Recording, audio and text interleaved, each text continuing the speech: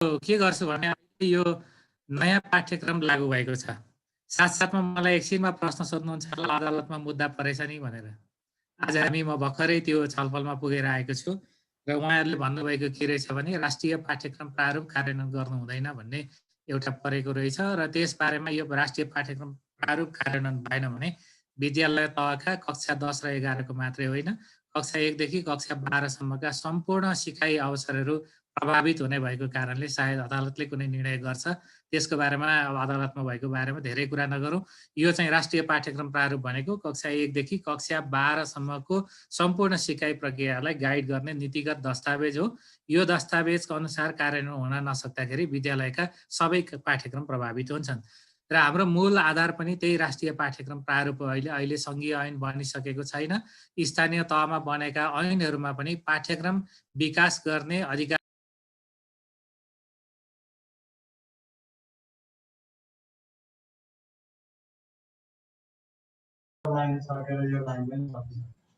MP sir सरको mute सरको आवाज आएन सर। म्युट भइरहेछ। अनम्युट गर्नु न सर गणेश सर। सर को होस्ट हुनुहुन्छ? को होस्ट हजुर भयो सर।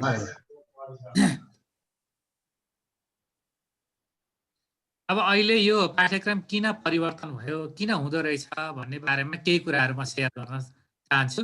एउटा चाहिँ यो अहिले समाजका हाम्रा आवश्यकताहरू के हुन्, विश्वविद्यालयका आवश्यकता के हो, समाजका आवश्यकता के हो, त्यसको आधारमा पाठ्यक्रम परिवर्तन हुन्छ। एउटा सिद्धान्तको रूपमा पाठ्यक्रम परिवर्तन गर्दाखेरि यसलाई राखिएको छ। यो आवश्यकता भन्दाखेरि हामी सिकारुका आवश्यकता र समाजका आवश्यकतालाई लिएको छ अहिलेको पाठ्यक्रममा।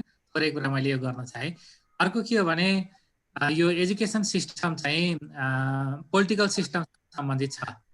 अहिले हाम्रो राज्य व्यवस्था फेडरल रिपब्लिक अफ भन्नेमा गएको कारणले र पहिलेको एउटा राज्य व्यवस्था र अहिलेको राज्य व्यवस्था फरक भएको कारणले त्यो अनुसार शिक्षामा सुधार गर्नको लागि पाठ्यक्रममा परिवर्तन गर्नुपर्छ भनेर मानिएको छ। अर्को कुरा के हो भने संसारमा विभिन्न ज्ञानहरू आएका छन्। अब म आज विश्वविद्यालयसँग कलेजसँग कुरा गरिरहेको छु, यो त भन्नु परेन, तर नयाँ ज्ञानहरू, नयाँ इनोभेसनहरू र साइन्स एन्ड टेक्नोलोजीमा आएका कुराहरूलाई हाम्रो पनि शिक्षामा समावेश गर्नको लागि सामूहिक रूपमा पाठ्यक्रम परिवर्तन गर्नुपर्छ। त्यसैलाई अहिले आधार बनाइएको छ। त्यस्तै अर्को चाहिँ ग्लोबल डिमान्डहरू हुन सक्छन्, केही विश्वभरि सिकाउन पर्ने केही साझा कुराहरू र लोकल कन्टेक्स्टमा सिक्नुपर्ने केही कुराहरू पनि हुँदो रहेछन्। त्यो दुईटै कुराहरूलाई समायोजन गर्नको लागि अथवा शिक्षाको भाषामा कोर कन्टेन्टहरू पनि केही होलान्, पेरिफेरल कन्टेन्ट पनि होलान्, केही चाहिँ लोकल कन्टेन्टहरू पनि होलान् र सिकाइलाई स्थानीयकरण गर्नको लागि पनि पाठ्यक्रम मौजुदा पाठ्यक्रमलाई परिवर्तन गरिरहनु पर्ने यो कुरालाई पनि अहिले गरिएको छ भने त्यस्तै यो हाम्रो शिक्षालाई चाहिँ लाइफसँग कसरी ओरिएन्ट गर्न सकिन्छ। हामी जीवनभन्दा शिक्षा टाढा छ भनेर भनिरहेका छौँ। साँच्चै जीवनभन्दा शिक्षा टाढा हुँदै गएको हो कि जीवनको नजिक हुनुपर्ने, यो सोच्नुपर्ने अघि सरले कुरा गर्नुभएको थियो त्यो कुरा पनि हो। हामीले जीवनसँग सम्बन्धित कसरी बनाउनु पर्छ भन्नेमा पनि पाठ्यक्रम परिवर्तनको कुराहरूलाई लिएर आइदो रहेछ। त्यसै अहिले चाहिँ के भनिएको छ भने संसारको एउटा ट्रेन्डमा यो सिकाइ चाहिँ फ्रेगमेन्टेड हुँदै गयो। हामी विभिन्न विषयहरू सिकाउँछौँ तर दुईटा विषयको बिचमा लिङ्क हुन छोड्यो र विषयगत रूपमा मात्रै सिकियो। वास्तवमा विद्यालय शिक्षा कक्षा 1 देखि 12 को सिकाइमा चाहिँ त्यो फ्रेगमेन्टेड हुनु हुँदैन र त्यसलाई चाहिँ इन्टिग्रेटेड हुनुपर्छ भन्ने एउटा कन्सेप्ट अरू देशहरूमा पनि आइरहेको छ। यसरी इन्टिग्रेटेड भयो भने रिलेभेन्ट हुन सक्छ हाम्रो शिक्षा चाहिँ र बढी रुचिकर हुन सक्छ विद्यार्थीको लागि भन्ने कुरालाई हामीले हाम्रो पाठ्यक्रममा लिएर आउँदैछौँ। अर्को कुरा के हो भने यो सिकाइतिर विद्यार्थीहरूलाई कसरी केन्द्रित गर्न सकिन्छ। विभिन्न सिद्धान्तहरू विकास भएका छन्, विभिन्न मेथडहरू छन्, विभिन्न प्रोसेसहरू छन् लर्निङका।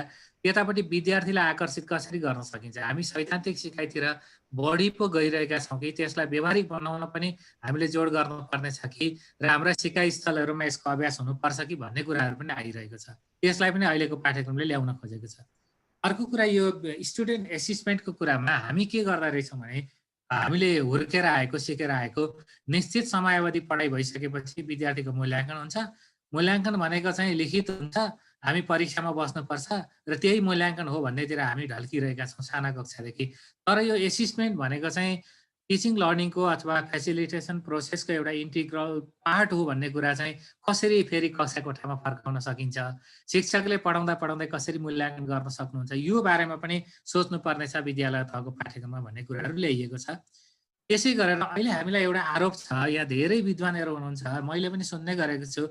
यो आरोप भनेको के हो भने मेरो विद्यार्थीले कुन कुरा जान्यो र कुन कुरा जानेको छैन 1 2 3 4 5 मा भनिदिनुहोस् भनेर कुनै अभिभावकले सोध्नु भयो भने हामी त्यो भन्न सक्ने अवस्थामा छैनौँ।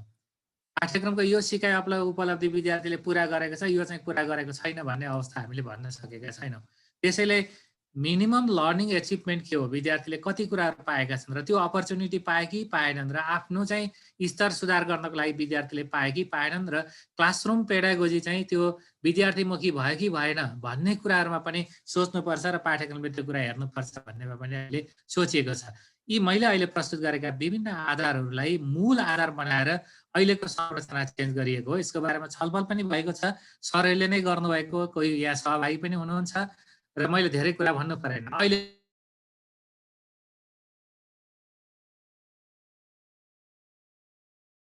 के छ भने जस्तो कक्षा 1 3 5 देखि 7 वर्ष उमेरकै हामीले त्यही उमेर नै हो, यसलाई लेभल गरिएको छ। जस्तो लेभल 1 2 3 4 5 भनेर विद्यालय तहको शिक्षालाई 5 वटा लेभलमा विभाजन गरिएको छ अहिलेको पाठ्यक्रममा।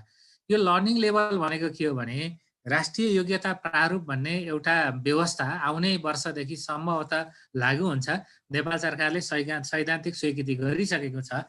यो भनेको के हो भने विद्यार्थीले घरैमा बसेर अथवा विद्यालय बाहिर पनि सिकेर कुनै लेभलको सिकाइ उपलब्धि पुरा गरेको छ भने त्यो लेभल चाहिँ विद्यार्थीले ब्याङ्किङ गर्न पनि सक्छ, ट्रान्सफर गर्न पनि सक्छ र त्यो लेभलको आधारमा विद्यार्थी भर्ना हुन सक्छन् भन्ने एउटा आधारलाई अगाडि ल्याउन खोजिएको छ।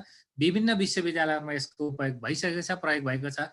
त्यसको आधारमा विद्यालय तहलाई 5 वटा लेभलमा विभाजन गरिएको छ र यो लेभलमा विद्यार्थी पुगेको भनेपछि इन्टरनेसनल्ली यो एनक्युएफ चाहिँ नेसनल क्वालिफिकेसन फ्रेमवर्क भित्र छिरेपछि यो लेभलका विद्यार्थीहरू भनेर कक्षा नभने पनि उमेर नभने पनि विद्यार्थीको लेभल छुटिन्छ। त्यसतिर हामी अभ्यास गर्दैछौँ अहिलेको पाठ्यक्रममा र यसले चाहिँ पाठ्यक्रम विकास गर्ने सन्दर्भमा विभिन्न सिद्धान्तहरूलाई अगाडि ल्याएको छ। यो ल्याएको एउटा कम्पिटेन्सी बेस्ड करिकुलम भनेर सुरु गरिएको छ र कक्षा 11 12 सम्मको करिकुलमलाई अहिले कस्तो करिकुलम भन्दा कम्पिटेन्सी बेस्ड भनेर भनिएको छ। कम्पिटेन्सी भनेको के हो भन्दाखेरि युनेस्कोले परिभाषा गरेका 5 वटा कुराहरूलाई नेपालले पनि स्वीकार गर्न खोजेको छ। ती 5 वटा कुराहरू भनेको पहिलो चाहिँ एटिच्युड हो, एटिच्युड पोजिटिभ हुनुपर्छ, सकारात्मक सोच भएका विद्यार्थी हुनु पर्यो। त्यसको लागि कस्तो चाहिन्छ करिकुलम। दोस्रो चाहिँ स्किल हो, विभिन्न प्रकारका सिपहरू विद्यार्थीलाई आवश्यक पर्छ। हामीले काहीँ सफ्ट स्किल भनेका छौँ, आज हामी जीवनोपयोगी शिक्षा लाइफ स्किलको बारेमा पनि कुरा गर्दैछौँ। टेक्निकल स्किल पनि होला, विभिन्न प्रकारका स्किलहरू आवश्यक भए। तेस्रो नलेज हो, प्रोसिड्युरल नलेज होला, प्रोसेस नलेज होला, यी नलेजका बारेमा कुरा गर्ने भयो। चौथो चाहिँ भ्यालुको कुरा गरिएको छ। भ्यालु भनेको विद्यार्थीको पर्सनल भ्यालुको कुरा, सोसल भ्यालुको कुरा, नेसनल भ्यालुको कुरा, सब्जेक्टिभ भ्यालुको कुराको बारेमा करिकुलमले अगाडि ल्याएको छ। र 5औं कुरा भनेको चाहिँ रेडिनेस अथवा एबिलिटी टु डु भनेर युनेस्कोले भनेका 5 वटा कुरा 3 वटा कुरामा हामी पहिले नै अभ्यास गरेका थियौँ। अहिले 2 वटा कुरा थप गरिएको छ। त्यसलाई कम्पिटेन्सी बेस्ड करिकुलम भनेर लागू गरिएको छ। अर्को प्रिन्सिपलको रूपमा अलराउन्ड डेभलपमेन्ट भनेको छ। यो मैले धेरै चर्चा गर्नु पर्दैन। तेस्रो प्रिन्सिपल भनेर चाइल्ड सेन्टर फिलोसफी भनिएको छ। यो चाइल्ड सेन्टर फिलोसफी भनेको हामीले क्लासरुममा भन्ने गरेका थियौँ, तर अहिले अलिकति अगाडि बढेर हाम्रा करिकुलममा, हाम्रो सामग्रीमा, विद्यार्थीले पढ्ने किताबहरूमा र क्लासरुमको पेडागोजीमा, त्यस पछाडि इभ्यालुएसन प्रोसेसमा पनि चाइल्ड सेन्टर फिलोसफीलाई कसरी लाने भन्ने कुरालाई अगाडि ल्याउन खोजिएको छ। अर्को सिद्धान्तको रूपमा इन्टिग्रेट प्रिन्सिपल भनेर राखिएको छ। यो चाहिँ कतिपय मिल्ला सिकाइ विषयवस्तुहरूलाई इन्टिग्रेसन गर्न सकिने कुरा र शिक्षकले त्यो गर्न सक्नुहुन्छ। उहाँको क्षमतालाई उपयोग गरेर क्लासरुमलाई इन्टिग्रेटेड बनाउने कुरा अहिले थ्योरीमा छ। त्यस्तै इन्क्लुसिभ प्रिन्सिपल भनेको यो पनि 4 वटा ठाउँमा, एउटा करिकुलम डेभलपमेन्टमा, एउटा सामग्रीहरू डेभलपमेन्टमा, अर्को क्लासरुम पेडागोजीमा र अर्को चाहिँ विद्यार्थीको इभ्यालुएसनमा इन्क्लुसिभ प्रिन्सिपल कसरी राख्ने। यहाँ चाहिँ विभिन्न विद्यार्थीलाई एक ठाउँमा ल्याउने मात्रै होइन, विभिन्न क्षमतालाई मूल्याङ्कन गर्ने कुराहरूलाई पनि सोचिएको छ। लोकल नेट बेस्ड करिकुलमलाई अहिले तपाईँहरूलाई थाहा छ कक्षा 1 देखि कक्षा 8 सम्म एउटा विषय स्थानीय तहले पाठ्यक्रम विकास गरेर लागू गर्ने भन्ने छ। यो सिद्धान्तलाई पनि राखिएको छ भने अरू पाठ्यक्रमहरूमा चाहिँ सन्दर्भीकृत गर्ने सन्दर्भमा पाठ्यक्रम बनेका छन्। आइसिटीलाई अगाडि ल्याइएको छ, टिचरको कम्पिटेन्सीको रूपमा आएको कुरालाई त्यस्तै अर्को चाहिँ लाइफ स्किल र सफ्ट स्किल जुन आज कुरा गर्छौँ हामी, त्यो वर्क ओरिएन्टेड एजुकेसनको रूपमा आएको छ र यसमा कक्षा 11 मा अहिले सामाजिक अध्ययन तथा जीवनोपयोगी शिक्षा भनेर एउटा विषय थप गरिएको छ। त्यो विषयको बारेमा पनि यो करिकुलमले सिद्धान्तको रूपमा अगाडि ल्याएको छ भने करिकुलम पार्टिसिपेटरी हुनुपर्छ, अब अप डाउन हुनसक्छ, डाउन अप हुनसक्छ, विभिन्न स्टेक होल्डरहरू पार्टिसिपेट हुनुपर्छ भन्ने कुरालाई थ्योरीको रूपमा ल्याइएको छ भने अर्को कुरा करिकुलम रिजिड हुनु हुँदैन, फ्लेक्सिबल हुनुपर्छ र डाइभर्सिटीलाई सम्बोधन गर्ने हुनुपर्छ। शिक्षक भनेको सर्वस्व हो पाठ्यक्रम कार्यान्वयन गर्नलाई, शिक्षकले त्यसलाई चाहिँ फ्लेक्सिबल बनाउन सक्नुपर्छ, त्यो ठाउँ करिकुलमले दिनुपर्छ। अहिलेको करिकुलम सोचिएको कुरा छ भने नेपाली मूल्य मान्यताहरू छन्, हाम्रा आफ्नै ज्ञान छन्, परम्परागत रूपमा आएका ज्ञान सिप छन्, त्यसलाई पनि विद्यार्थीमा हस्तान्तरण गर्न सक्ने गरी अहिलेको करिकुलमलाई डेभलप गर्ने गरिएको छ भने मेजर लर्निङ डोमेनहरू यो टेक्सोनोमीको कुरा मात्रै गरिएको होइन, ब्लुमको टेक्सोनोमीको कुरा मात्रै होइन कि हाम्रो सिक्नै पर्ने कुराहरू चाहिँ के हुन् ती मूल कुराहरू, त्यसलाई नछोडिकन पाठ्यक्रम बनाऊ भन्ने एउटा सिद्धान्त छ भने अर्को चाहिँ मिनिमम क्वालिटी अफ एजुकेसन के हो यो इन्स्योर गर्नु पर्यो। क्वालिटी कहाँ हुन्छ? विद्यार्थीले GPA 4 ल्यायो भने क्वालिटी हो, अथवा कक्षाका सबै विद्यार्थीहरू GPA 4 मा पुगे भने क्वालिटी हो, अथवा बजारमा जाँदाखेरि सबै विद्यार्थीले अवसर प्राप्त गरे भने क्वालिटी हो, अथवा अङ्ग्रेजी फरर बोले भने क्वालिटी हो? के चाहिँ हो क्वालिटी? त्यो क्वालिटीलाई डिफाइन गर्नुपर्ने आवश्यकता छ। त्यसको एउटा पार्टको रूपमा करिकुलमलाई अगाडि ल्याइएको छ भने अबको सिकाइ चाहिँ इन्भेस्टिगेसनमा आधारित हुनुपर्छ, इनोभेसनमा आधारित हुनुपर्छ भन्ने कुरालाई सिद्धान्तको रूपमा अहिलेको पाठ्यक्रमले स्वीकार गरेको छ र यो तपाईँहरूसँग सेयर भएको छ। तल्लो तहको कक्षा 1-3 को पाठ्यक्रम हो। यसमा चाहिँ ल्याङ्ग्वेज स्किल, नेपाली र अङ्ग्रेजी, म्याथमेटिकल स्किल अनि सोसल स्टडिज लगायतका स्किलहरू, मदर टङ र लोकल कन्टेन्टलाई राख्ने भनेर तल्लो तहमा यो गरिएको छ भने यसलाई क्रेडिट आवर बेसको करिकुलम बनाइएको छ।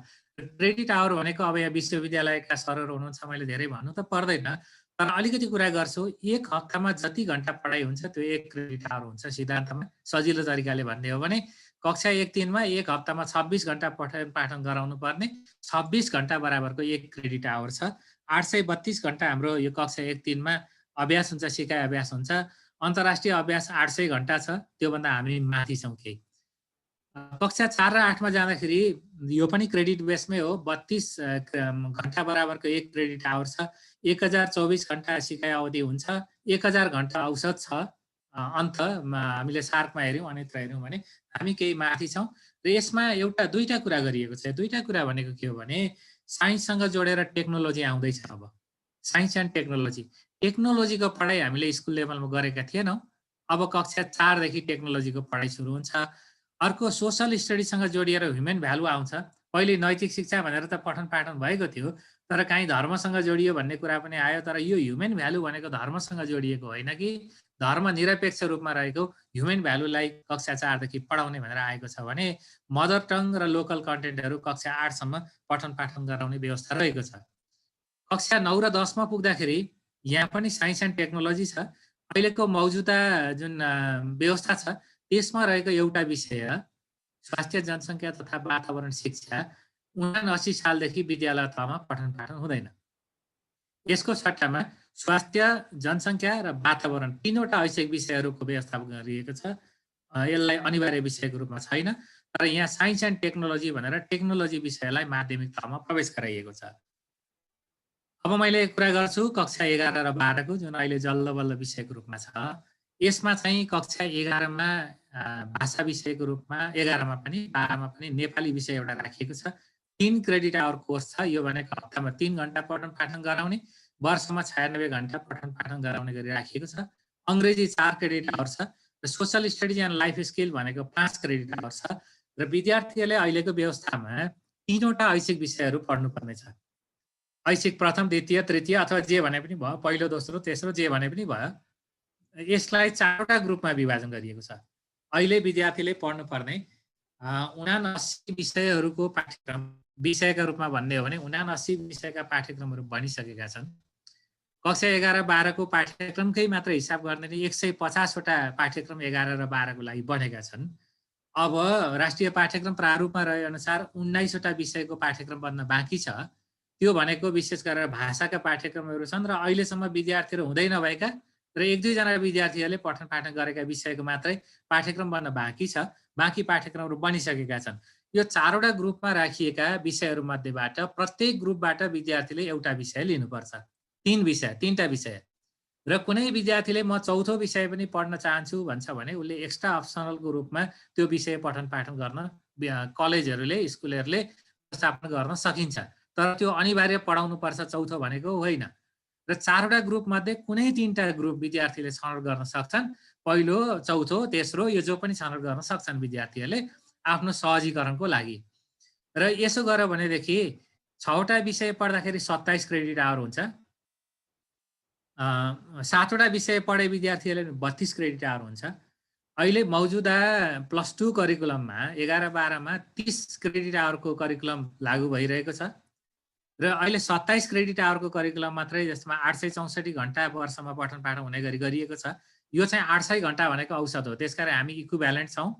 यदि कुनै विद्यार्थीले चाहिँ एक्स्ट्रा अप्सनल पढ्यो भने 32 क्रेडिट आवर हुन्छ, पहिलेको भन्दा 2 घण्टा प्लस हुन्छ हप्तामा। त्यति मात्रै भयो भने म्यानेज गर्न सकिन्छ अहिले। र यो क्रेडिट आवर बेसमा बनाइएको कोर्स हो। र अर्को चाहिँ के हो भने यो एकल पथीय पाठ्यक्रम हो। एकल पठीय पाठ्यक्रम भनेको के हो भने मास एजुकेसनमा अथवा विद्यालय शिक्षामा संकाय नहुने भएको कारणले, कक्षा 9 र 10 मा जस्तो संकाय थिएन, त्यसै गरेर 11-12 मा पनि संकाय नभएको पाठ्यक्रम बनाइएको छ। कक्षा 9 मा 2टा विषयहरू अप्सनल पढ्नुपर्छ विद्यार्थीले, कक्षा 3 मा पुग्दाखेरि 11 मा पुग्दाखेरि 3वटा विषय अप्सनल पढ्नुपर्छ। यसरी बनाइएको छ। र यहाँभन्दा अगाडिको पाठ्यक्रम चाहिँ जुन उच्च माध्यमिक शिक्षा परिषदको ऐन मार्फत बनिरहेको थियो, 2049-50 सालमा बनेका पाठ्यक्रमहरू अहिलेसम्म कार्यान्वयनमा आइरहेका थिए। 28 वर्ष जति भयो। 28 वर्षसम्ममा पाठ्यक्रम परिवर्तन भएका थिएनन् र अहिले ती पाठ्यक्रमहरू परिवर्तन हुँदैछन्। र त्यो पूर्व विषय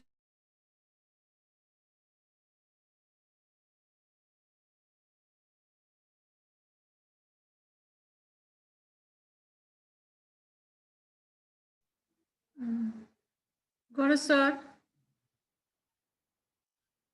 सरको आवाज प्रायोरिटीको आधारमा बनाइएको छ। फर्स्ट प्रायोरिटी भनेको अब 12 कक्षा पढेर बाहिर निस्केका विद्यार्थीहरू कामको लागि तयार हुन्छन्। युनेस्को मान्यता अनुसार, ILO को मान्यता अनुसार पनि 18 वर्षको उमेरमा पुगेपछि उनीहरूले काम गर्न पाउँछन्। त्यसकारण विद्यार्थीलाई जब र फ्युचर लाइफको लागि आधारभूत रूपमा तयार गर्ने गरी यो प्रिपरेसन गरिएको हो।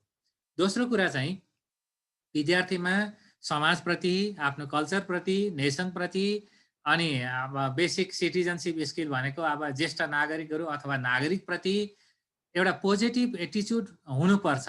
त्यो पोजिटिभ एटिच्युड भएन भन्ने आइरहेको सन्दर्भमा यो विकास गर्नको लागि दोस्रो प्रायोरिटीको रूपमा यसलाई राखिएको छ र अहिलेका पाठ्यक्रमहरूमा यो पक्षलाई अगाडि ल्याउन खोजिएको छ। र तेस्रो प्रायोरिटीको रूपमा चाहिँ हायर एजुकेसनको लागि विद्यार्थीहरूलाई तयार गर्न खोजिएको छ। र यो चाहिँ के हो भने ब्याड राखिएको, वास्तवमा भन्ने भने 11को सम्मको पाठ्यक्रम भनेको ब्याड राखिएको हो। विश्वविद्यालयले छानी गहिरी खेतमा रोप्ने कि डाँडा खेतमा रोप्ने भन्ने कुरा चाहिँ विश्वविद्यालयले छानेर यो कच्चा जनशक्तिबाट उच्च शिक्षा प्रदान गर्छ। त्यसकारण सबै विद्यार्थी उच्च शिक्षामा पुग्न नसक्ने भएको स्थितिले पनि विद्यार्थीको पहुँचको लागि धेरै विषयहरू संयोजन गरिएको छ र उच्च शिक्षाको तयारीको लागि पनि यो करिकुलम बनाइएको सैद्धान्तिक रूपमा। अब यहाँ कतिपय अब्जेक्टिभहरू छन्, यी मूल 3टा प्रायोरिटीमा आएका, यी ओभरल्यापिङ पनि हुन सक्छन्, काहीँ स्पष्ट रूपमा देख्न पनि सकिन्छ। र यो करिकुलम डिजाइन गर्दा अहिले के गरिएको छ भनेदेखि एउटा कोर कन्टेन्टहरू राखिएको छ भने अर्को पेरिफेरल कन्टेन्ट राखिएको छ। कक्षा 9 र 10 मा हेर्नुभयो भने 60% जति चाहिँ कोर कन्टेन्ट छन्, अनिवार्य विषयहरू बढी छन्। अनिवार्य विषय बढ्दै गयो भने कोर कन्टेन्टहरू बढ्दै जान्छन्। अप्सनल विषयहरू बढ्दै गयो भने कोर कन्टेन्टहरू घटी हुन्छन्, पेरिफेरल कन्टेन्टहरू बढी हुन्छन्। जब कोर कन्टेन्टहरू बढी हुन्छन् त्यतिखेर जनशक्ति चाहिँ सामान्य हुँदै आउँदो रहेछ र पेरिफेरल कन्टेन्टहरू बढी हुँदै गयो भने विद्यार्थी चाहिँ अलिक विशिष्टीकृत हुँदै आउँछ। त्यसकारण कक्षा 9 र 10 मा चाहिँ सामान्य र कक्षा 11-12 मा पुग्दाखेरि विद्यार्थीलाई अलिक विशिष्टीकृत बनाउने उद्देश्य करिकुलमहरू राखेको छ, किनभने उनीहरू विश्वविद्यालयका लागि चाहिँ कच्चा पदार्थको रूपमा गइरहेका हुन्छन् विद्यार्थीहरू भन्ने कुरालाई सोचिएको छ। त्यसकारण 11 र 12 को कोर्समा 40% जति चाहिँ पेरिफेरल कन्टेन्ट छ, के अरे कोर कन्टेन्ट छ, यो घट्छ र 9 र 10 मा चाहिँ त्यो बढी छ। अब अप्सनल सब्जेक्टको सन्दर्भमा 4वटा ग्रुप मैले अघि नै भने 4वटा ग्रुपहरू बनाइएको छ। 4वटा ग्रुपबाट 3टा ग्रुपबाट एक-एकवटा विषय विद्यार्थीले लिनुपर्छ। चौथो ग्रुप बाँकी रहन्छ। यदि कुनै विद्यार्थीले बाँकी रहेको ग्रुपबाट पढ्न चाहन्छ भने त्यो एक्स्ट्रा अप्सनलको रूपमा रहन्छ। परीक्षामा उसले परीक्षा दियो भने त्यसको ग्रेडिङ हुन्छ। विद्यार्थीले परीक्षा दिएको छैन भने 6वटा विषयको मात्रै ग्रेडिङ हुन्छ। त्यो विद्यार्थीको इच्छामा भर पर्ने कुरा भयो। क्याम्पसले त्यसलाई पढाउनै पर्छ भन्ने कुरा, विद्यालयले पढाउनै पर्छ भन्ने कुरा भएन। पढ्ने विद्यार्थीहरू रह्यो भने त्यो चाहिँ विद्यालयले व्यवस्थापन गरेर पठन पाठन गराउनु पर्ने अवस्था रहन्छ यसमा। र यो के गरिएको भने विद्यार्थीलाई धेरैभन्दा धेरै छनौटको पहुँच होस् भनेर राखिएको छ। अब अहिले 1-2वटा कुराहरू छन् यसमा राखिएको। यसमा प्यारेन्ट्स पनि सँगै आउन सक्नुहुन्छ, स्टुडेन्ट पनि सँगै आउन सक्नुहुन्छ, विभिन्न रुचिहरू आएका हुन सक्छन्, हाम्रा प्र्याक्टिकल भ्यालुहरू पनि छन्, कामको लागि तयार हुनुपर्ने कुरा पनि हामीले गऱ्यौँ, हायर एजुकेसनको लागि तयारीका कुरा पनि गऱ्यौँ, एउटा निश्चित डिसिप्लिनभित्र रहेर विद्यालय शिक्षा दिनुपर्ने कुरा पनि छ। यसको लागि स्कुलको क्यापासिटी डेभलपमेन्ट गर्नुपर्ने अत्यन्त महत्त्वपूर्ण पक्ष छ। शिक्षक र समग्र संस्थागत क्यापासिटी चाहिँ डेभलप गर्नुपर्ने अवस्था हुनसक्छ। नभए अप्सनल विषयहरू पठन पाठन गर्नको लागि अप्ठ्यारो हुनसक्छ। एउटा चर्चामा आइरहेको विषय भनेर म यहाँ केही कुरा लेखेको छु, फिजिक्स, केमिस्ट्री, बायोलोजी, म्याथ जस्ता साइन्सलाई आवश्यक पर्ने विषयहरू जहाँ म्याथ पढ्नै पाइएन भन्ने कुरा कता कता फेसबुकतिर पनि देखिन्छ। यो म्याथ भन्ने 11-12मा कहिल्यै पनि अनिवार्य छैन। सबै विद्यार्थीहरूले पढ्नु पर्दैन, अहिले पनि अनिवार्य विषयको रूपमा छैन। तर विद्यार्थीले अप्सनल विषय पढ्न चाहन्छन् भने 4वटा ग्रुपमध्ये जुनसुकै ग्रुप छनौट गर्न पाउने भएको कारणले त्यो म्याथमेटिक्सलाई चाहिँ मेरो पहिलो प्रायोरिटी भनेर विद्यार्थीले पढ्न सक्ने गरी राखिएको छ। त्यसैले फिजिक्स, केमिस्ट्री, बायोलोजी, म्याथ 4वटा विषय पढ्छु भने पनि विद्यार्थीले पाउने अवसर छ र विद्यार्थीले पछि इन्जिनियर वा अथवा मेडिसिनमा जान्छु भन्दाखेरि अप्सन हुन सक्ने गरी राखिएको छ। अरू विषयहरूमा पनि यसै गरेर चाहिँ विषयहरूको कम्बिनेसन छ। अब यो विद्यालय तहमा कहिलेदेखि कहिलेसम्म कार्यान्वयन हुन्छ भन्ने एउटा नेपाल सरकारले स्वीकृत गरेको इम्प्लिमेन्टेसन प्लान हो। यो 2077 सालमा कक्षा 1 र 11मा हामीले कार्यान्वयन गर्न जाँदैछौँ। क्रमशः यो 80 सालसम्ममा सबै कक्षाहरूमा कार्यान्वयन भएर आउँछ। अहिलेका करिकुलमहरूमा तल्लो कक्षा 1-3 को करिकुलममा देखिने गरी कक्षा 4 देखि माथि चाहिँ ब्लेन्डिङ गरेर सफ्ट स्किल भन्ने एउटा विषयलाई राखिएको छ। 1-3 मा चाहिँ ठ्याक्कै देखिन्छ। यो सफ्ट स्किललाई विश्वमा के भनेका छन् भने कहीँ ट्रान्सभर्सल कम्पिटेन्सी भनेका छन्, कहीँ 21st सेन्चुरी स्किल भनेका छन्, कहीँ लाइफ स्किल भनेर पढाएका छन्, कहीँ कोर स्किल भनेका छन्। यस्तै विभिन्न नामले संसारका अरू पाठ्यक्रममा रहेका कुराहरूलाई हाम्रो पाठ्यक्रममा पनि ल्याउन खोजिएको छ। यो के हो भने चाहिँ हामीले चाहिँ 5वटा क्षेत्र मात्रै हेरेका छौँ। एउटा थिङ्किङ स्किल राखेको छ करिकुलममा, विभिन्न विषयमा भिन्न भिन्न तरिकाले आउँछ। एउटा इन्ट्रापर्सनल स्किल भनेर आउँछ, अर्को इन्टरपर्सनल स्किल भनेर आउँछ, अर्को मल्टिलिटरेसी भनेर आउँछ र सिटिजनसिप स्किल भनेर कक्षा 1 देखि कक्षा 12 सम्मका करिकुलममा यो 5वटा बेसिक स्किलहरूलाई सफ्ट स्किल र लाइफ स्किलको रूपमा प्रवेश गर्न खोजिएको छ। यसमा के छ मूल रूपमा भनौँ भने जस्तो थिङ्किङ स्किल भनौँ भने एप्लिकेसन स्किल भनेर यो कोड राखेको छौँ अहिले हामीले करिकुलममा। S1.1 भनेर काहीँ कतै कुनै करिकुलममा 1 देखि 12 सम्मको करिकुलममा लेखिएको रहेछ भने यो एप्लिकेसन स्किल हो भनेर टिचरले अथवा जसले पनि जान्ने गरी यसलाई म्यानेज गरिएको छ। यी विभिन्न स्किलहरू कहाँ कसरी आउँछन् भनेर लेखिएको पनि छ, पाठ्यक्रमले बनाएको पनि छ। त्यसो अहिले 2टा कुराहरू चाहिँ हामीले अभ्यास नगरिरहेको, प्रत्यक्ष रूपमा अभ्यास नगरिरहेको कुराहरू आएका छन्। एउटा के भने बेसिक लिटरेसी भनेर हामीले पढाउँछौँ पनि, रिडिङ, राइटिङ, एर्थमेटिक भनेर विश्वविद्यालयले पढाएका कुराहरू हामीले पढाइरहेका छौँ। हाम्रो सन्दर्भमा 12वटा कुरालाई लिटरेसी भनेर परिभाषा गरिएको छ नेपालमा। अब 7R भनेर चाहिँ हाम्रा शिक्षाशास्त्रका सिद्धान्तहरूमा हामीले त्यो पनि पढाएका हौँ। हामीले चाहिँ के गरेका छौँ यो करिकुलममा भने विद्यालय तह करिकुलममा basic literacy, technological literacy, visual literacy, information literacy र मल्टिकल्चरल लिटरेसी भनेर अहिलेका करिकुलममा इन्ट्री भएका छन्। त्यसैले क्लासरुम पेडागोजीमा यी कुराहरू अब जानुपर्छ, अलिकति ट्रान्सफर हुनुपर्छ भन्ने कुरा पनि आएको छ। त्यस्तै सिटिजनसिप स्किल भनेर अहिले समावेश गरिएको छ, जसमा टोलरेन्स, ओपननेस जस्ता कुराहरू, रेस्पेक्ट फर डाइभर्सिटी जस्ता कुराहरू, इन्टरकल्चरल अन्डरस्ट्यान्डिङ जस्ता कुराहरू, डेमोक्रेटिक भ्यालु जस्ता कुराहरू, पार्टिसिपेटरी भ्यालु जस्ता कुराहरू, अवेरनेसका कुराहरू, national identity, sense of belonging जस्ता कुराहरू, अनि सोसल एन्ड सिभिक रेस्पोन्सिबिलिटी र पर्सनल रेस्पोन्सिबिलिटी जस्ता कुराहरू चाहिँ विद्यार्थीलाई सिकाउने, यो पढाउने कुरा चाहिँ होइन। तर हामीले राखेका कन्टेन्टहरूबाट, हामीले चयन गरेको पेडागोजीबाट, हामीले प्रयोग गरेका सामग्रीबाट विद्यार्थीमा यो कुरा डेभलप हुन्छ भन्ने चाहिँ अपेक्षा अहिले गरिएको छ। यो करिकुलममा अलिक नयाँ पाठको रूपमा आएको छ। अब हामीले गर्नुपर्ने धेरै कुराहरू हुन सक्छन्। यो करिकुलम कार्यान्वयन गर्नको लागि चाहिँ गर्नुपर्ने धेरै कुराहरू छ। त्यो धेरै कुरा भनेको के हो भने एउटा क्लासरुम डेलिभरीलाई चाहिँ हामीले इम्प्रुभमेन्ट गर्न आवश्यक छ। यदि हामी परम्परागत रूपमा क्लासरुम डेलिभरी गरिरहेका छौँ भने त्यसका अलिकति परिवर्तन गर्नुपर्ने छ। यो चाहिँ सरसँग मैले विनम्रतापूर्वक अनुरोध गर्छु, यो जान्ने भयो भनेर कुरा गरिरहेछ भन्ने नठानिदिनु होला। एउटा स्टुडेन्ट सेन्टर क्लासरुम पेडागोजी भनेको के हो हामीले अहिले सोच्नुपर्ने छ। स्टुडेन्ट सेन्टर भनेको स्टुडेन्टको पहुँच भनिँदो रहेछ। त्यो पहुँच कसरी पुग्छ, पाठ्यक्रममा पहुँच कसरी पुग्छ, अनि किताबमा कसरी पुग्छ, सिकाइरहेको ठाउँमा कसरी पुग्छ भन्ने कुराहरू सोच्नुपर्ने रहेछ। पार्टिसिपेटरी क्लासरुम पेडागोजी भनेको के हो? अहिले क्रिटिकल थिङ्किङका तालिम लिएका थुप्रै सरहरू हुनुहुन्छ। विद्यार्थीको समय 80%, शिक्षकको समय 20% भन्छौँ हामी। साँच्चै 20% शिक्षकको समय छ कि 80 चाहिँ शिक्षकको छ? उल्टो पो छ कि? त्यसलाई हेर्नुपर्ने आवश्यकता छ। एक्टिभिटी बेस भनेको हामी क्लासरुममा कति एक्टिभिटी गराउन सक्छौँ, कतिवटा कन्स्टेन्ट छन्, कतिवटा बाधा अवरोध हाम्रो अगाडि आइपर्छ र कति हामी तयारी छौँ, हामीले आफूलाई अपग्रेड गर्नुपर्ने छ कि? कम्पिटेन्सी बेस भनेको छ एटिच्युड कसरी सिकाउने अथवा भ्यालु कसरी सिकाउने, यो हाम्रो गएको छ कि छैन पेडागोजीमा? ती कुराहरू हेर्नुपर्ने र यसको लागि तयार गर्नुपर्ने आवश्यकता छ। पाठ्यक्रमले मात्रै गर्दैन यो, यसमा तालिमहरू आवश्यक हुन्छन् र विज्ञहरूका मतहरू विचारहरूको आवश्यकता हुन्छ। त्यो गर्नुपर्ने करिकुलमले लिन्छ।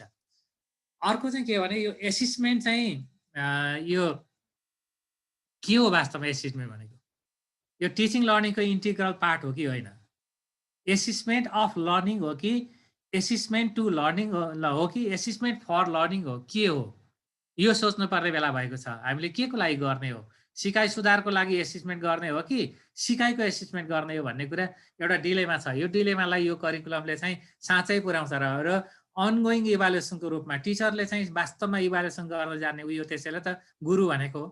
र अनगोइङ इभ्यालुएसन गरेर विद्यार्थीलाई प्रमोसन गर्न सकिन्छ कि सकिँदैन भन्ने बारेमा सोच्नुपर्ने छ। तालिमका थुप्रै सिरिजहरू यसले अपेक्षा गर्छ होला।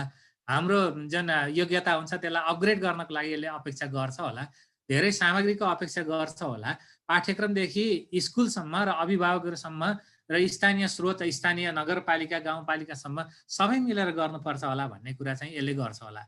यो करिकुलमले अर्को गरिरहेको के भने टिचर्स क्यापासिटी डेभलपमेन्ट गर्नु पर्यो। शिक्षकको चाहिँ क्यापासिटी डेभलपमेन्ट भएन भने अब शिक्षक सबै जान्ने हुनुहुन्छ तर तिखारिनुपर्छ, धारिलो हुनुपर्छ। त्यो धारिलो बनाउन पनि त शिक्षकलाई बेला बेलामा तालिम दिनु पर्यो अथवा केही न कुनै कुरा अपर्च्युनिटी त दिनु पर्यो, एक्सपोजर दिनु पर्यो। नभए कक्षा कोठामा तपाईँले यो काम गर्नुहोस् भनेर अर्काले भनेको आधारमा मात्रै सुधार हुनेवाला छैन। त्यसकारण शिक्षकले असल अभ्यासहरू हेर्न पाउनुपर्छ, असल सामग्रीहरू पढ्न पाउनुपर्छ, असल ठाउँहरूमा एक्सेस पाउनुपर्छ। साइन्स एन्ड टेक्नोलोजीको कुरा गर्छौँ हामीले, त्यो टेक्नोलोजीमा अथवा सूचना प्रविधिमा पनि शिक्षकले एक्सेस पाउनुपर्छ। यदि त्यो पायो भनेदेखि चाहिँ करिकुलम अगाडि जान सक्छ, नत्र यसमा फेरि हामीलाई समस्या आउन सक्छ भन्ने पनि हो। र यसमा मूल रूपमा सोचिएका यसमा कुरा के छ भने दुईटा कुरा म विनम्रतापूर्वक भन्छु, सरहरूसँग हात जोडेर भन्छु, हामी पढाउने मान्छे हौँ कि सिकाउने मान्छे हौँ? सोच्ने बेला आएको छ। पढाउने हो भने मैले जानेका कुरा भन्दै भइगयो, मैले जानेका कुरा भट्टाइदिए भइगयो। म पनि टिचिङ फिल्डबाट आएको मान्छे हुँ। मैले जति जानेर चाहिँ विद्यार्थीको अगाडि गएर मैले व्याख्या गरिदिएँ भने मैले पढाएँ। यदि सिकाउने हो भने विद्यार्थीले के सिक्न चाहेको हो त्यसको वरिपरि बसेर आफूले सिकाउनु पर्यो नि। त्यसकारण सिकाउन एकदम गाह्रो छ। र यो करिकुलमलाई टिचिङबाट लर्निङतिरको सिफ्ट, पढाउनेबाट सिकाउनेतिरको सिफ्टिङ करिकुलमको रूपमा लिएर अगाडि ल्याइएको छ। अहिले कार्यान्वयन हुँदैछ, कति अप्ठ्यारा आउँछन्, यो कार्यान्वयन गर्नुपर्छ भन्ने सन्दर्भमा म भन्दिनँ। म पाठ्यक्रम विकास केन्द्रको कर्मचारी भएर बोल्दिनँ अहिले। मैले के भने मैले पनि कक्षामा गएँ भने कसरी गर्नुपर्छ भन्ने सोच हो, यो गर्नुपर्छ। अर्को हामीले भनिरहेका के छौँ भने लर्निङ बाई डुइङ भनेर हामीले धेरै अगाडिदेखि भनेका छौँ। अब डुइङ बाई लर्निङ पनि सोच्नुपर्ने बेला भएको छ। विद्यार्थीले काम गरेको कुरालाई कसरी सिकाइमा ल्याउने? हाम्रा विद्यार्थीले चाहिँ धेरै काम गरिरहेछन्, खेती किसानी गरिरहेछन्, अनि कक्षामा आएर उसले कृषि पढ्छ, कृषिमा फेल हुन्छ। समोसा बनाउने एउटा दाईको छोरो आएर पेसा व्यवसाय प्रविधि शिक्षा पढ्छ, समोसा बनाउन सिकिएको छ त्यहाँ चाहिँ, तर परीक्षामा समोसा बनाउने कुरा लेख्दा चाहिँ फेल हुन्छ। तर जीवनमा त ऊ पास छ नि त। त्यसकारण उसले सिकेका कुराहरू तिमीले सिकेको यहाँसँग सम्बन्धित छ भनेर कसरी रिलेट गर्ने होला, उसले डुइङ अथवा सिकिरहेको कुरालाई कसरी सिकायो भनेर भन्ने होला भन्ने कुराको बारेमा पनि सोच्नुपर्ने आवश्यकता छ यो करिकुलममा। र अब मूल रूपमा कक्षा 11-12 को करिकुलम लागू गर्दाखेरि हामीले योभन्दा अगाडि +2 को जुन करिकुलम लागू गरिरहेका थियौँ त्यसमा केही कुराहरू चाहिँ हामी अगाडि बढ्नुपर्ने छ। एउटा के हो भने पाठ्यक्रमको बारेमा हामी सबै जान्ने हुनुपर्छ। पाठ्यक्रममा सक्षमतामा आधारित पाठ्यक्रम भनेर सक्षमता लेखिएको छ, ती सक्षमताको इभ्यालुएसन कसरी गर्ने हो भन्ने बारेमा जान्नु छ।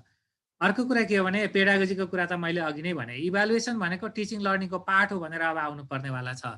र अहिलेको इभ्यालुएसनमा सबै करिकुलमहरूमा 25% इन्टर्नल इभ्यालुएसनको व्यवस्था गरिएको छ।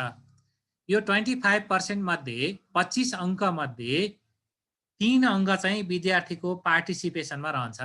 हाजिरी मात्रै होइन, एक्टिभ पार्टिसिपेसनमा 3 अङ्क रहन्छ। 6 अङ्क चाहिँ पहिलो र दोस्रो त्रैमासिक परीक्षाहरू गराइन्छ विद्यालयमा। त्यो पहिलो र दोस्रो त्रैमासिकमा विद्यार्थीले हासिल गरेको अङ्कको आधारमा 6 अङ्क विद्यार्थीहरूलाई प्रदान गरिन्छ। र बाँकी रहेको 16 अङ्क, यो 16 अङ्कमा 5 वटा काम गराउने भनिएको छ। 5 वटा काम भनेको एउटा प्र्याक्टिकल वर्क गराउने हो, एउटा प्रोजेक्ट वर्क गराउने हो, अर्को सोशल वर्क अथवा कम्युनिटी प्रेजेन्टेसन गराउने हो, र अर्को इन्टर्नसिप गराउने हो, अर्को प्रेजेन्टेसन गराउने हो। विषयको प्रकृति अनुसार यी 5 वटा काम गराउनुपर्छ, प्र्याक्टिकल मात्रै होइन। र विद्यार्थीले गर्नै पर्छ ती कामहरू। र यसको लागि चाहिँ प्रत्येक करिकुलममा वार्षिक 40 घण्टाको व्यवस्था गरिएको छ। 40 घण्टा बराबरको यो काम गराउनुपर्छ र त्यसको अभिलेख राखेर इभिडेन्स बेस रूपमा शिक्षकहरूले मूल्याङ्कन गरेर 25% इन्टर्नल अङ्क पठाउने व्यवस्था गरिएको छ। यो चाहिँ शिक्षकले मात्रै गर्न सक्नुहुन्छ भनेर शिक्षकले सिकाएकै बेलामा गरिने मूल्याङ्कनको रूपमा राखिएको छ। बाँकी 75% को आवधिक मूल्याङ्कन हुन्छ र यो दुईटै मूल्याङ्कनहरू विद्यार्थीहरूले छुट्टै रूपमा छुट्टै ग्रेडिङ गर्ने गरी व्यवस्था गरिँदैछ। अब एउटामा जस्तो अहिले एसी परीक्षामा प्र्याक्टिकलमा 25 ल्यायो अनि थ्योरीमा 5 ल्यायो भने ऊ चाहिँ डी हुन्छ, डी ग्रेडमा पुग्न पाउने भयो, मिनिमम ग्रेड उसले ल्याउन पाउने भयो। अब त्यस्तो हुँदैन, विद्यालय तहमा पनि नहुने र 11-12 मा पनि नहुने भएर इन्टर्नल र एक्सटर्नल दुईटैमा छुट्टै रूपमा विद्यार्थीले आफूलाई अब्बल देखाउनु पर्छ भनेर व्यवस्था गरिएको कारणले कक्षा शिक्षणमा पनि त्यो कुरा सेयर हुनु आवश्यक छ।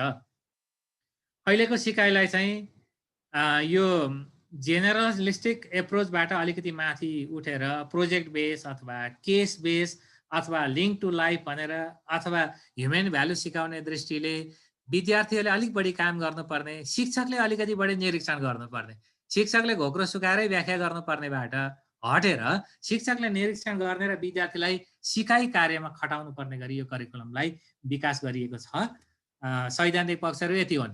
आज चाहिँ अब यसभन्दा पछाडि जीवनोपयोगीको बारेमा कुरा हुन्छ होला, त्यसमा पनि केही कुरा उठे भने त्यसको अलिकति काम मैले पनि गरेको छु। त्यो गरेको कारणले म पछि त्यसको बारेमा कुरा गर्छु। अहिले 3 वटा पाठ्य पुस्तकहरू नेपाल सरकारबाट पाठ्यक्रम विकास केन्द्रबाट विकास भएका पुस्तकहरू नेटमा सार्वजनिक भएका छन्, बजारमा बिक्री वितरणको लागि आइपुगेका छन्। ऐच्छिक विषयका 225 भन्दा बढी पाठ्य पुस्तकहरू स्वीकृति गरिएको छ र ती स्वीकृत भएका पाठ्य पुस्तकको अगाडि पाठ्यक्रम विकास केन्द्रले दिएको एउटा चिठी हुन्छ। त्यो चिठी हेरेर त्यसका आधारमा यो पाठ्य पुस्तक चाहिँ यो पुस्तक पठन पाठनको लागि उपयुक्त हुने रहेछ भनेर शिक्षक साथीहरूले, प्रधानाध्यापकज्यूहरूले, सबैले अथवा विद्यार्थीहरूले को यहाँ हुनुहुन्छ सहभागी, त्यो पुस्तक पठन पाठन गराइदिनु भयो भने कक्षा 11-12 को लागि, 12 त अहिले छँदै छैन, 11 को लागि उपयोगी हुन्छ। अब मैले राखेका केही कुराहरू चाहिँ मैले राखिसकेँ। अब हजुरहरूका प्रश्न छन्, केही छन्, जिज्ञासा छन् भने पाऊँ र यसलाई अलिकति अन्तर्क्रियात्मक बनाऊ भन्ने मैले अपेक्षा गरेँ र मेरो प्रस्तुतिलाई म अन्त्य गर्छु। धन्यवाद पनि भने। सुनिदिनु भयो, धेरै धन्यवाद। गणेश सरलाई धेरै धेरै धन्यवाद। सरले यहाँ निर्धारण गरिएको समयभन्दा पनि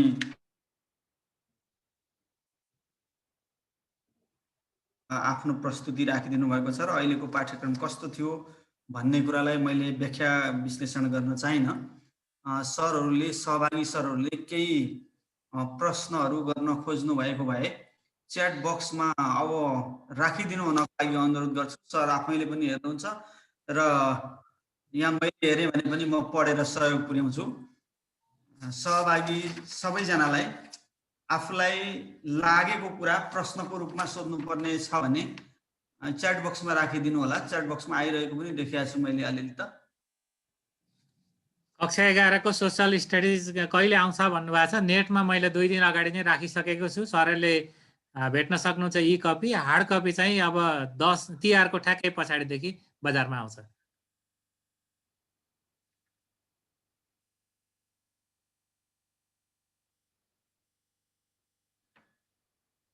अर्को नेपालीमा पनि सोधिराख्नु भएको छ। सामाजिकलाई नेपालीमा पढाउनु पर्ने यो चाहिँ के हो भने हाम्रो राष्ट्रिय शिक्षा नीतिमा नै सामाजिक नैतिक शिक्षा जस्ता विषयहरू नेपाली माध्यममा वा मातृभाषामा पठन पाठन गराउने भनिएको छ।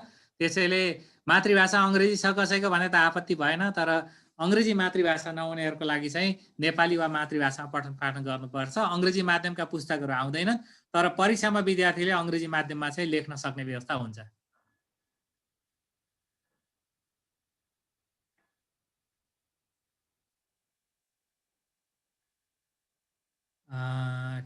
सोसल स्टडिज पठन पाठन गराउनको लागि योग्यता के हो भन्ने कुरा यहाँ एउटा प्रश्न रहेछ।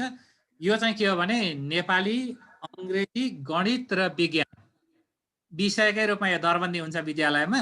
यो दरबन्दी हुनेहरूले चाहिँ सामाजिक पढाउन पाउनुहुन्न।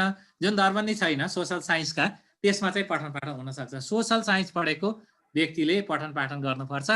शिक्षक सेवा आयोगको वेबसाइटमा 10वटा विषय पढेका व्यक्तिहरूले पढाउन पाउने भनेर लेखिएको छ, तर त्यो कक्षा 10 को सन्दर्भमा भनिएको हो।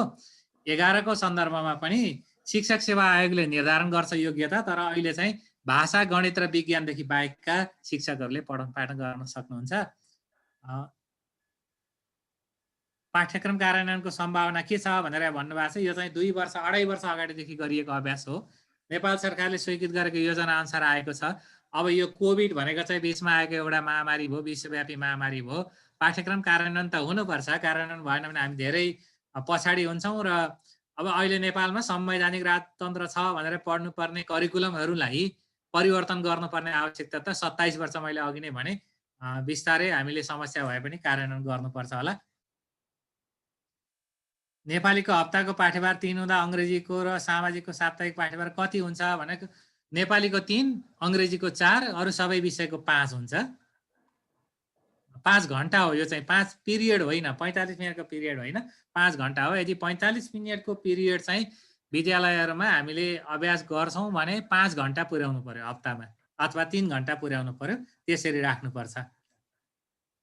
एकीकृत पाठ्यक्रम कक्षा 1 मा कुन माध्यम? नेपाली माध्यममा पठन पाठन गराउने हो। यो पनि हिजोको सर्वोच्चको आदेश सन्दर्भमा भन्नुभएको छ। यो चाहिँ हामीसँग आदेश आइपुगेको छैन, आजसम्म 3 बजीसम्म आइपुगेको छैन, तर मैले फेसबुकतिरबाट हेरेको छु। एउटा सानो छलफल पनि भएको छ। यो चाहिँ राष्ट्रिय पाठ्यक्रम प्रारूप कार्यान्वयन नगर्ने भनेर आदेश आएको छ। 1 वर्ष अगाडि कार्यान्वयन भइसकेको छ। यो कार्यान्वयन भइसकेको डकुमेन्ट नगर्ने, अब कार्यान्वयन नभएको भनेर कसरी आयो, अदालतमा कसरी पुग्यो, त्यसको बारेमा मन्त्रालयले छलफल गर्दैछ। सर हजुरसँग लिङ्क छ भने लिङ्कको कुरा पनि गर्दै हुन्छ हैन? कुन विषयको लिङ्क भन्नुभयो? सोशल विषयको लिङ्क। सोशल विषयको लिङ्क मै हालिदिन्छु, यसबाट लिनुहोस् है त।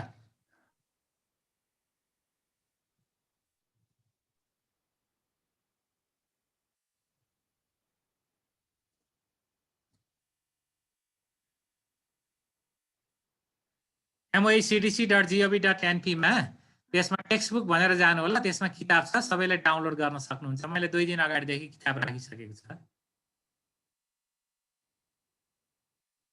सोसियलमा भएका डाटाहरू किन पुरानै भेटिन्छन्? यो चाहिँ के हो भने कतिपय विषयहरू अपडेट हुन सकेका छैनन्। अपडेट हुनको लागि करिकुलम चेन्ज गर्नुपर्छ। करिकुलम चेन्ज भएका विषयहरू चाहिँ अपडेट हुन्छन्। अब कतिपय पुराना रहेछ र तपाईँले भेट्नु भएको छ भने पाठ्यक्रम विकास केन्द्रमा मेरो फोन नम्बर छ, गणेश भट्टराई, मलाई सोझै फोन गरेर टिपाइदिनुहोस्, त्यसलाई अद्यावधि गर्छु मैले।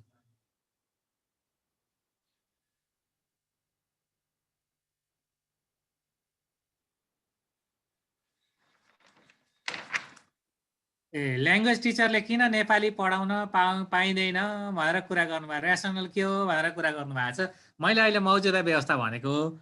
पाइँदैन भन्ने कुरा चाहिँ मैले पनि भन्दिनँ। तपाईँसँग यदि योग्यता क्षमता छ भने पढाउन किन नपाइन्न र। तर तपाईँको वृत्ति विकासको लागि भोलि तपाईँले नेपाली पढेको मान्छेले सामाजिक अध्ययन तथा जीवनोपाय शिक्षामा परीक्षा दिन सायद पाउनुहुन्न, तपाईँको फर्म लिँदैन। त्यसैले वृत्ति विकासको सन्दर्भमा पनि त्यो विषय तपाईँभन्दा भिन्न छ, किन तपाईँको क्षेत्र त नेपाली विषय हो। तर तपाईँ सक्नुहुन्छ, दक्षता छ, योग्यता छ भने पठन पाठन गर्न विद्यालयमा व्यवस्थापन गर्न चाहिँ बाधा पर्दैन होला। तर तपाईँको जीवन वृत्तिको लागि समस्या पर्ने भएको कारणले त्यसो भनेको हो मैले।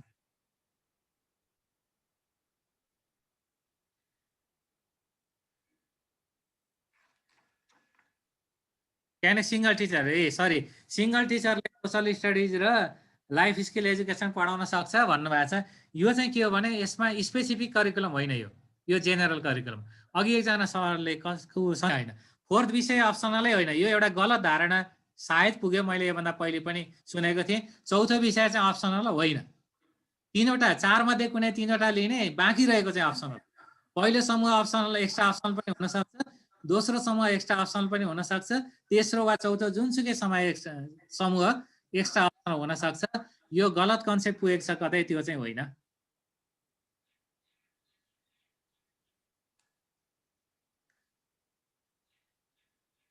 विदेश जान चाहिँ eager to go to abroad जान पाइन्छन्, किन नपाउनु?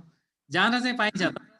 नेपालमा पढाइ भएन, हाम्रा शिक्षकहरूले पढाउन जान्नु भएन, म अस्ट्रेलिया जान्छु भनेर भन्नु चाहिँ सरलाई भने छातीमा हात राखेर हामीले भन्यो भने हाम्रो गौरव हो कि त्यो गौरवहीनता हो? नेपालमा पढाइ हुँदैन, नेपालका स्कुल कलेजले पढाउन जान्दैन, नेपालका टिचरहरूले जान्दैनन्, म अस्ट्रेलिया जान्छु, अमेरिका जान्छु भनेर कुनै पनि हाम्रा छोराछोरीले भन्छ भने त्यो हाम्रो गौरव हो कि गौरवहीनता हो? त्यही कुरा गरिएको। अहिले हामी शिक्षकहरू कमजोर छौँ, विश्वकालाई पढाउन सक्छौँ। त्यसकारण हाम्रै देशमा, हाम्रै विद्यालयमा नै विद्यार्थीले पढुन् न, त्यो पनि फर्किउन् न त्यतातिर भन्ने एउटा अपेक्षा हो सर। यसमा चाहिँ म्यानेजमेन्ट पढेको टिचरले पढाउन पाउने भन्ने पनि प्रश्न। स्टुडेन्टले सोसल स्टडी पढाउन पाएन, म्यानेजमेन्ट होइन सर। म्यानेजमेन्ट भनेको सोसल साइन्समा पर्दैन। सोसल साइन्समा पर्ने विषयहरू पढेका, यो त सुकुना हामी सोसल साइन्स के हो भन्ने त पक्कै होइन। सोसल साइन्स पढेका पाइन्छ, म्यानेजमेन्ट सोसल साइन्समा पढ्दैन नि सर, त्यसैले नपाइने हो। यहाँ एउटा चाहिँ सायद यो हाम्रो गल्ती भयो, विषय सूची किन राखिएन भने सायद ई कपीमा छैन कि क्या हो, एउटा फाइल छुटेको हुनसक्छ। मैले हेर्छु सर, यो सही कुरा भनिदिनु भयो, विषय सूची छुट्यो भन्ने आएको छ, त्यसलाई करेक्सन गरिहाल्छु, भोलि पर्सि गर्छु। चौथो विषय पनि पढाउन नै पर्ने हो? यो डेन्जर क्वेसन सोधिदिनु भयो। चौथो विषय पनि पढाउनु नै पर्ने हो भनेको चाहिँ विद्यार्थीहरूले हामीले पढ्छौँ भने पनि तपाईँहरूले पढाउनु पर्ने हो, होइन विद्यार्थीले हामी 3टा मात्रै पढ्छौँ, यो किन टाउको दुखाउने चौथो भन्छ भने नपढाउने हो। तर मेरो भविष्यको लागि म पढ्छु भन्छ भने चाहिँ चौथो विषय विद्यार्थीलाई पढाइदिने हो। माविको विज्ञान शिक्षकले स्नातकोत्तर मानविकीमा गरेकाले पाउने कि नपाउने, यो कुरा बुझिन मैले। मानविकीमा स्नातकोत्तर गरेकोले सामाजिक पढाउनु पाउँछ कि पाउँदैन भन्नुभएको भए त्यसमा population, history, geography, political science जस्ता सब्जेक्ट पढेर आउनुभएको छ भने चाहिँ पाइन्छ।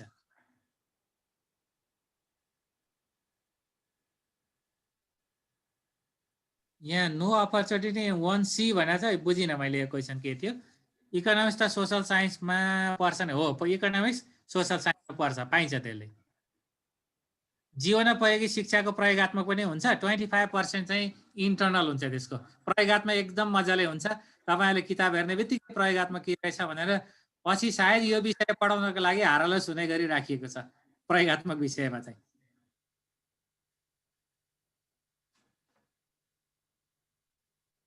अरू कुनै थियो कि मैले नदेखेको प्रश्नहरू?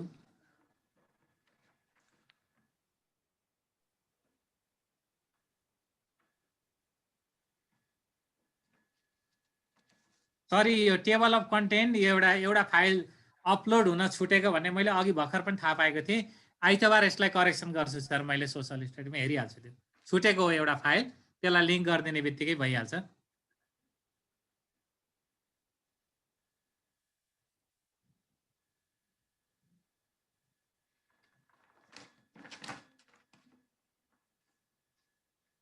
क्वेसन ग्रिड कहिले आउँछ भन्नुभएको छ। ग्रिड बनिरहेको छ सर, अब यो क्लास सुरु भएको केही समय पछाडि हामीले क्लास सुरु भएको 3 महिनाभित्रमा ग्रिड तयारी गरेर शिक्षकहरूलाई उपलब्ध गराउने भनेर योजना बनाएर काम गरिरहेका छौँ। ग्रिड बनिरहेका छन्, हामी त्यसलाई अपलोड गर्छौँ।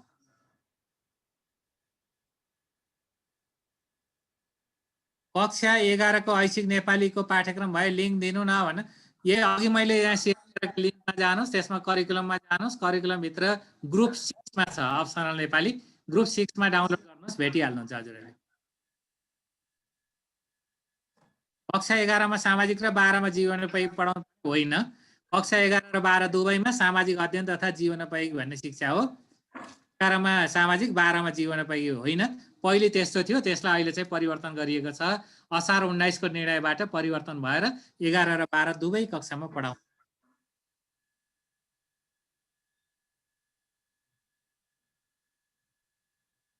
समूह 1 बाट स्वास्थ्य शारीरिक र 2 बाट शिक्षा विकास, 3 र 4 बाट एक एक गरेर विषय छ, मिल्छ। समूह 1 बाट स्वास्थ्य शारीरिक, 2 बाट शिक्षा मिल्छ। यो चाहिँ त्यो 4 वटा विषय एउटै विषयबाट एउटै समूहबाट दुईटा लिन मिल्दैन। एउटा समूहबाट एउटा लिने 3 सम्म पाइयो, चौथो विषय चाहिँ विद्यार्थीको खुसी हो। जनसङ्ख्या अध्ययन विषयको लिङ्क पाउन भन्नुभएको छ। करिकुलमको लिङ्क मैले अहिले उपलब्ध गराएकै लिङ्क हो। किताब चाहिँ जनसङ्ख्या शिक्षाको पाठ्यक्रम विकास केन्द्रबाट आउँदैन, बजारको कुनै किताब चाहिँ लिनु भएदेखि हुन्छ। र त्यो किताब लिँदाखेरि अगाडि पाठ्यक्रम विकास केन्द्रको पत्र हेरिदिनु हुन अनुरोध गरेँ। मेजर इङ्ग्लिसमा स्नातकोत्तर गरेकोले 9-10 मा पढाइरहेको भेटिन्छ। यो चाहिँ विद्यालयले व्यवस्थापन गर्ने हो। मैले अघि नै भने विद्यालयले व्यवस्थापन गर्न सक्छ, तर तपाईको वृत्ति विकासको लागि चाहिँ पछि परीक्षा दिने बेलामा तपाईँ इलिजिबल हुनुहुन्न त्यसको लागि। शिक्षक निर्देशिकाको तयारी अहिले भएको छैन कक्षा 11 को, आउने साल मात्रै हुन्छ। तर हामी डेसिमिनेसन गर्छौँ यसको लागि। तपाईँ सबै दसैँ तिहार पछाडि डेसिमिनेसन हुन्छ, त्यो बेलामा केही निर्देशिकाका केही भागहरू लिएर आउँछौँ। चौथो विषय अनुत्तीर्ण भए त्यसलाई ग्रेड सिटमा नराख्न मिल्छ सर भन्नुभएको छ। अबको करिकुलममा उत्तीर्ण र अनुत्तीर्ण हुँदैन सरहरू, नमस्कार गरेँ। ग्रेड हुन्छ, ए ग्रेड ल्याउला अथवा ई ग्रेड ल्याउला, ग्रेड पास र फेलको कुरै हुँदैन, सो त आइहाल्छ त्यो।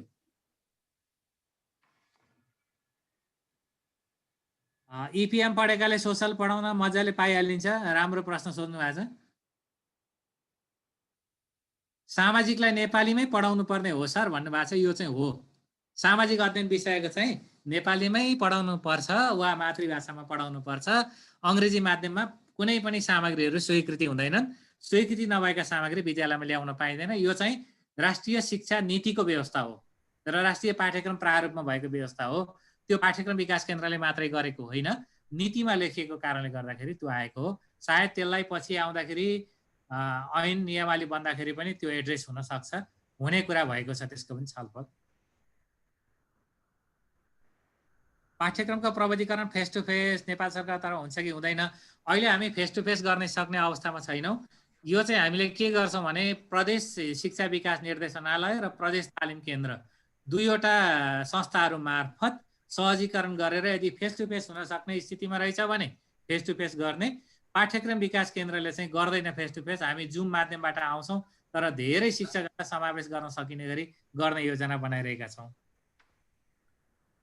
विषयगत लाइसेन्स होल्डरले जसले नि सामाजिक विषयमा पढाउन पाउने हो भन्ने, आयोग दिन पाउने हो भन्ने छ। कक्षा 12 सम्मको अब पहिलेको कक्षा 10 जस्तो हुन्छ, यसमा विषयगत लाइसेन्स आउँदैन। आधारभूत तहमा चाहिँ विषयगत लाइसेन्स चाहिँदैन, माध्यमिक तहको विषयगत लाइसेन्स चाहिने हो। त्यो माध्यमिक तहमा स्नातकोत्तर गरेको शिक्षकहरू आवश्यक हुन्छन्, अब विषयगत लाइसेन्स आइहाल्छ। धेरै प्रश्नहरू कभर भइसक्यो। मानविकी र शिक्षाको अर्थशास्त्र एउटै हो भन्नुभएको छ। मानविकी र शिक्षा अब कक्षा 12 मा अर्थशास्त्र विषय हो, जसले पढ्यो भने त्यो एउटै हो।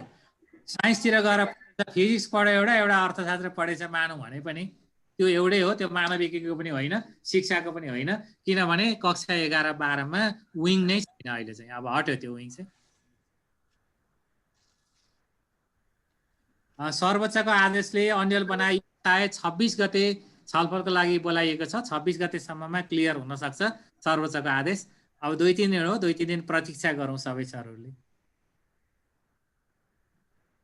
स्वास्थ्य विषय पढेकाले सामाजिक पढाउन पाउने कि नपाउने भनेर सोध्नु भएको छ।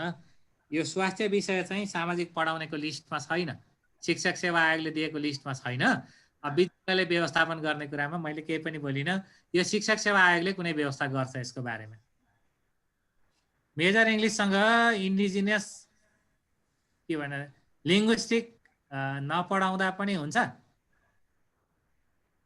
मेजर इङ्ग्लिस र लिङ्ग्विस्टिक चाहिँ एउटै ग्रुपमा छैनन् सायद, र दुईटै विषय पढ्न पाइन्छ यो। त्यो लिङ्ग्विस्टिक भनेको इङ्ग्लिससँग सम्बन्धित होइन, नेपालीसँग पनि मैथिलीसँग पनि जुनसुकैसँग पनि सम्बन्धित हुनसक्छ। भाषा विज्ञान विषय भएको कारणले दुवै विषय पढ्न पाइने अवस्था हुन्छ। अपग्रेड थ्योरी प्र्याक्टिकलमा कुन? फेरि अर्को प्रस्तुतितर्फ लाग्छु। हामीले आजको र हिजोको कार्यक्रम अनि भोलिको कार्यक्रम गरेर हाम्रो एक्सपेक्टेड नम्बर चाहिँ यो कार्यक्रममा सहभागी हुने सङ्ख्या करिब 900 हो। 800 पनि हुन्छ भन्ने हिसाबले नै हामीले म्यानेज गरेका छौँ सब्जेक्ट वाइज रूपबाट। हिजो इङ्ग्लिसको सरहरू मात्रै सहभागी हुनुभयो, आज सोसल सब्जेक्ट र यो लाइफ स्किलसँग जोडिएका यो विषयसँग इन्ट्रेस्टेड सरहरू जोडिनु भएको छ। भोलि नेपाली विषयसँग विशेष रूपमा केन्द्रित हुनुहुनेछ र मैले उपस्थितिलाई गुगल फर्म राखिदिइसकेको छु उपस्थिति जनाउनका लागि। सरहरूले सबैजनाले हाजिरीमा लिङ्क गरेर यो गुगल लिङ्कमा क्लिक गरेर त्यहाँ फर्म छ, त्यो फर्म भरेर सबमिट गरिदिनु हुनको लागि मैले विशेष अनुरोध गरेँ। गणेश सरलाई फेरि पनि धन्यवाद दिँदै र अब फेरि अर्को प्रस्तुता पनि गणेश सर नै हुनुहुन्छ। गणेश प्रसाद दाहाल सरलाई सुकुना बहुमुखी क्याम्पसको तर्फबाट